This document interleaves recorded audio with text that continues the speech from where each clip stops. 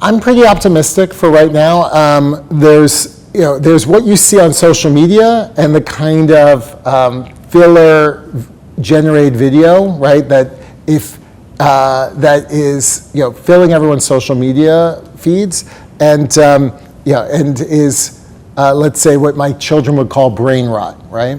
But what you're seeing I think for high-end scripted is it's a tool mostly. So dubbing, subtitling, VFX, all these things where AI can help make all these things better. It's not like we haven't been using computer-generated technology to make high-end scripted. We've been doing that for a very long time.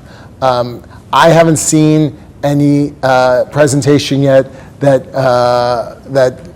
AI can convincingly replace actors yet. Same on writers. Can they be very useful tools to writers in particular? Yes. But if you ask it to create an original story, it can't really yet. So at least for right now, I think it's a valuable tool that's going to help bring production costs down. And if it does that, it can really actually help fuel creativity. Because one of the things that, to your earlier question about commerciality, if a show is really expensive, a film is really expensive, the expectations are so high commercially for it.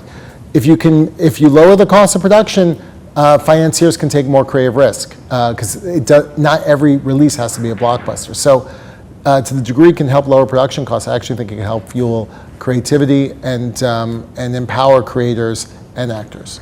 You're trying to always, I am optimistic by nature.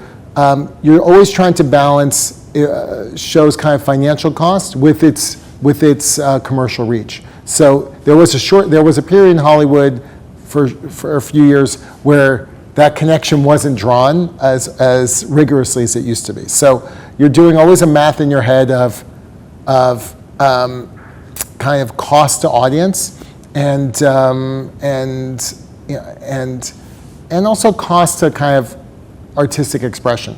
If you think the thing will be great, it's usually worth stretching and putting more money in because 9 times out of 10, the excellent thing will overperform. But only you and your team can really make that assessment.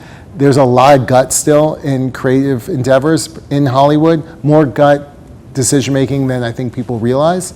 So there's, you try to do a responsible analysis of cost to audience possibility, and then you got to listen to your own voice inside, which says this extra set piece, actor, whatever expense that's extra, and you have to always look in your heart and say, might that really move the needle in a dramatic way? And if it does, we're gut-based. We're going to trust our creative instinct. Game of Thrones, no one had thought you could do a fantasy series that would be premium, Emmy-worthy.